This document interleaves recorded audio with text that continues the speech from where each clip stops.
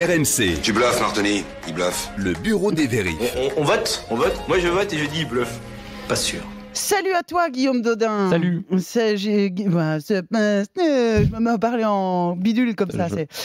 Guillaume, tu es journaliste pour le site factuel de l'AFP. Tu vas éclaircir et vérifier une info pour nous. Aujourd'hui, une drôle d'histoire. Une histoire de forage au large de la Guyane. Absolument. Je me suis lancé un grand défi, Maïtena, aujourd'hui. Expliquer cette histoire qui paraît complexe, mais qui en fait est extrêmement simple. Pourquoi ça serait compliqué alors ? Parce que le ministre de la Transition écologique, François de Rugy, l'a expliqué sur Twitter de manière un peu alambiquée. Oui. Il a été interpellé le 24 octobre par un journaliste qui lui a demandé comment il justifiait cette autorisation de forage à Total.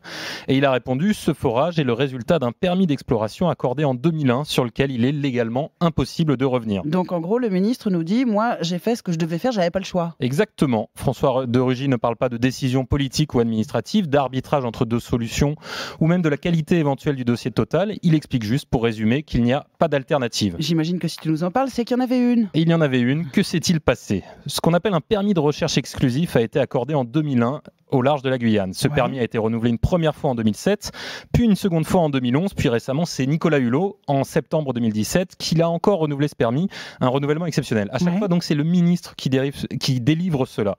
Quand on a ce permis de recherche, on a une sorte de titre de propriété sur la zone, mais dès qu'on veut forer, il faut encore un deuxième document, une autorisation d'ouverture des travaux. C'est ça des travaux miniers, c'est ça qui a été accordé fin octobre, dont parle François de Rugy, et ça c'est le préfet qui la délivre. Mais le préfet, s'il le délivre, c'est qu'il est lié par les engagements pris précédemment, forcément. En fait, pas du tout. Le préfet, c'est le représentant de l'État. Il doit respecter la loi, mais il a évidemment un pouvoir d'appréciation sur un dossier. C'est pour ça d'ailleurs qu'il est saisi. C'est ce que nous confirme entre les lignes le ministère. On l'a interrogé et le ministère, il parle bien d'un examen approfondi du dossier technique de Total par le préfet. Donc c'est là où c'est très simple, Maïtena. Un préfet, il peut dire oui ou il peut dire non. Alors pourquoi c'est compliqué ?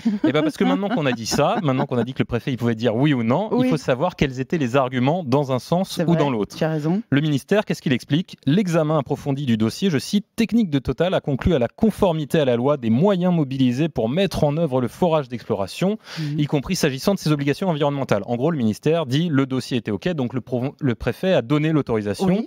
Et le ministère ajoute un argument, si le préfet avait refusé et que Total le contestait en justice cette décision, potentiellement c'est un contentieux sur plusieurs années, c'est des pénalités pour l'État et l'État même au final il pourrait être contraint de dire à Total vous pouvez forer.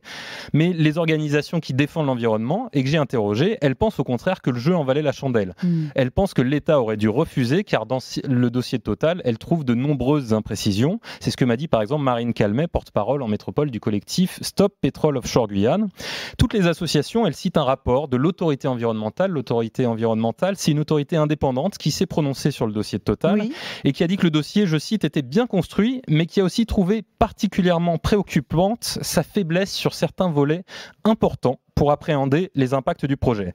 Voilà, c'est donc argument contre argument. Et pour les associations, l'État avait de quoi refuser juridiquement cette autorisation à Total. Si j'ai bien compris, l'État n'était pas contraint d'accorder ces autorisations de forage. Il décide si oui ou non il la donne, cette autorisation. Tu as tout compris. Et d'ailleurs, j'ai retrouvé un savoureux exemple qui en témoigne. On est en 2012.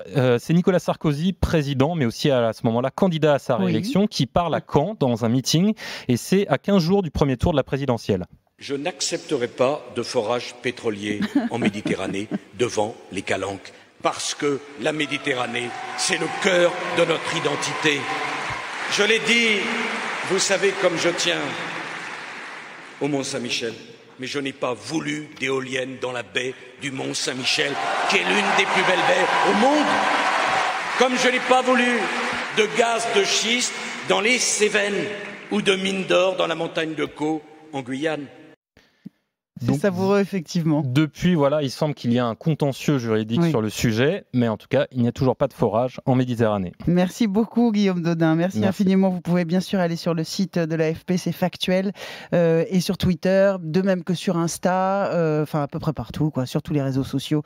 Merci, Guillaume. Un grand salut à toi.